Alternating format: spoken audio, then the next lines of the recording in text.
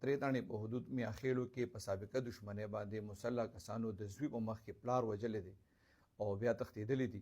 دې حوالې سره چې په مطرې تاڼې کې کوم FIR درج شوی دی په هغې کې مدعي دی زهیب ولد عبدالجلیل. دا بیسیکلي د میچنې دی خو اوس دی موجوده پته چې کوم د هغه میاخیل مطره ده. د ریپورټ درج کړی دی او پولیس ته یې ویلي دي چې دی او د پلار بیګا چې دی تراویح وکړي او جومات نه راووتل کور ته روانو په لاره کې مسلح کسانو په دې باندې ډزې کړي دي. په دې ډزو کې زهیب بچ شوی دی د پلار چې کوم دی عبدالجلیل هغه شدید زخمی و. بیا دی روچت کړی دی زخمی حالت کې بیا لیډرینګ هسپتال ته د علاج لپاره بوتلو خو هغه بیا په لاره کې ساه ورکړې ده. ملزمان چې کوم دي هغه د موقع نه تښتېدلي دي.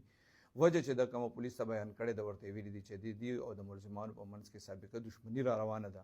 د مطرې تاڼې پولیس د کیس کې د 2 کسانو خلاف د قتل او اقدام قتل FIR درج کړی دی او د هغې د گرفتارۍ لپاره کوششونه شروع کړي دي. څنګه چې ما تاسو ته دا کوم کس چې مړ دی د عبدالجلیل نوم دی او وجه چې کوم ده هغه سابقه دښمني ده.